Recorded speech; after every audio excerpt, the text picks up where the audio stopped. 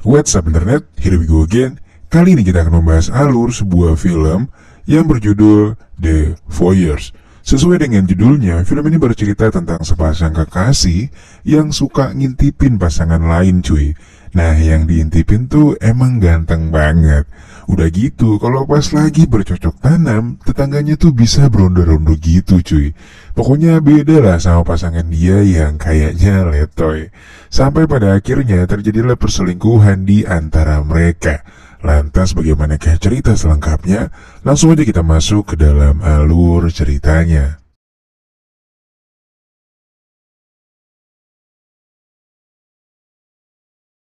Film dimulai dengan memperlihatkan seorang wanita cantik yang tengah menjajal sebuah baju dinas di sebuah toko. Kemudian wanita yang diketahui bernama Pipa ini pun pulang menuju ke apartemen barunya. Dalam apartemennya terdapat sang kekasih yang bernama Thomas tengah sibuk mengurusi pindahan mereka. Mereka pun terlihat begitu bahagia mendapatkan hunian baru tersebut. Lalu pada malam harinya Thomas dan Pipa ngobrol sambil minum-minum di dekat jendela apartemennya. Pas lagi asik-asiknya ngobrol, pandangan mereka tiba-tiba teralihkan oleh cahaya yang berasal dari apartemen seberang. Nah, rupanya tetangga mereka sedang melakukan pemotretan. Setelah itu terlihat penghuni apartemen seberang melakukan perpusrengan duniawi dengan begitu mantap. Meskipun itu adalah tontonan gratis, Pipa yang merasa nggak nyaman langsung mengajak kekasihnya untuk menuju ke kamar. Setelah beberapa saat, Pipa pun diam-diam menggunakan baju dinas yang baru saja dibelinya tadi pagi dan juga berdandan. Maksud hati ingin ngajakin Thomas ngelakuin perpusrengan duniawi, ternyata saat diperiksa si Thomas malah udah tidur duluan. Dan alhasil surprise Pipa pun gagal malam itu. Besoknya Pipa berangkat bekerja seperti biasa. Pipa ini adalah seorang asisten dokter di sebuah optik. Terlihat sang atasan memberi hadiah berupa tempat minum burung kepada Pipa yang baru pindah ke apartemen baru. Setibanya di rumah, Pipa langsung menggantung tempat minum burung itu di depan jendela. Berhubung tetangga mereka hampir nggak pernah menutup jendelanya dengan gorden, kini Pipa dan Thomas punya hobi baru, yaitu mengintip kehidupan pribadi tetangganya itu.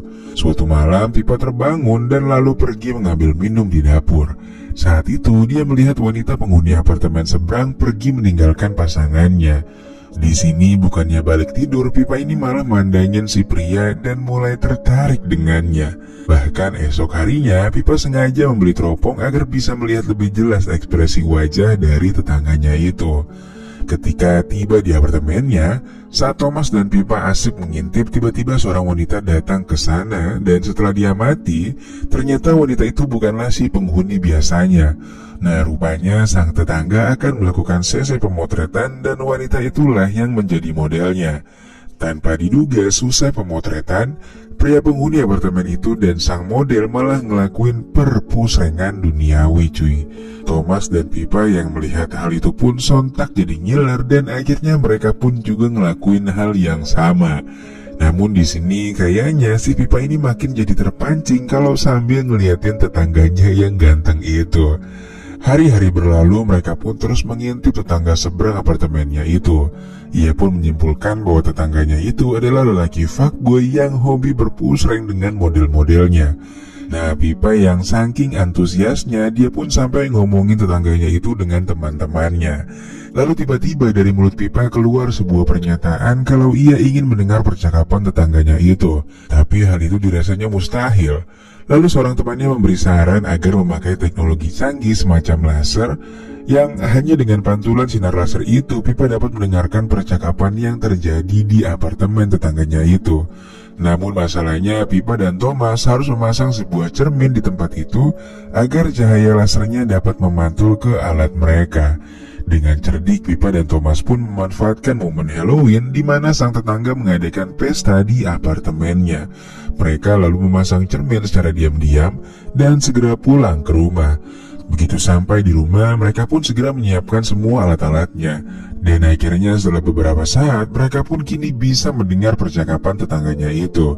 Kebetulan saat itu sang tetangga lagi bertengkar karena si wanita cemburu melihat pasangannya terlalu dekat dengan wanita lain saat pesta barusan. Singkat cerita, pada keesokan harinya ketika Pipa sedang bekerja, tiba-tiba wanita penghuni apartemen seberang datang untuk memeriksa mata.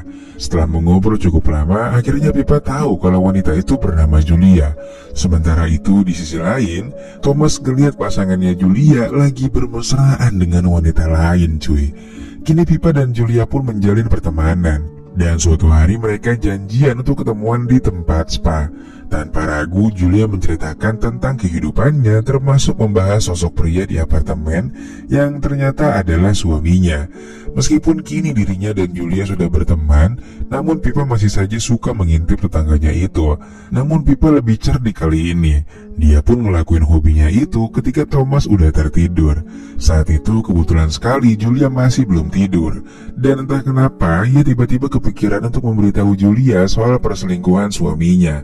Lewat printer wifi yang ada di apartemen Julia, Pipa mengirimkan sebuah pesan yang bertuliskan kalau suami Julia telah berselingkuh. Ia juga menyuruh tetangganya itu untuk memeriksa tempat sampahnya, dan ternyata ketika diperiksa benar saja, dia pun menemukan sebuah balon ajaib di tempat sampah itu. Ketika itu tiba-tiba Thomas terbangun dan memergoki Pipa. Thomas sontak marah karena sang pacar masih saja ikut campur dengan urusan rumah tangga orang lain. Pipa pun berdalih kalau ia harus ngelakuin hal ini agar si Julia nggak terus-terusan tersakiti. Keesokan paginya Pipa dan Thomas berbaikan dan mereka berjanji untuk nggak akan pernah mengintip tetangganya lagi. Namun di saat yang sama Pipa melihat ada hal aneh di rumah Julia. Dan setelah diperiksa ternyata semalam Julia mengakhiri hidupnya ketika diberitahu oleh Pipa bahwa sang suami sudah mendua darinya. Tentu saja Pipa dan Thomas pun menjadi panik karena takut dituduh sebagai dalang di balik meninggalnya Julia. Thomas yang gak mau ikut campur dalam masalah ini akhirnya memilih pergi meninggalkan Pipa. Sejak ditinggal oleh Thomas, Pipa jadi frustasi, begitu juga suaminya Julia yang baru saja kehilangan istrinya.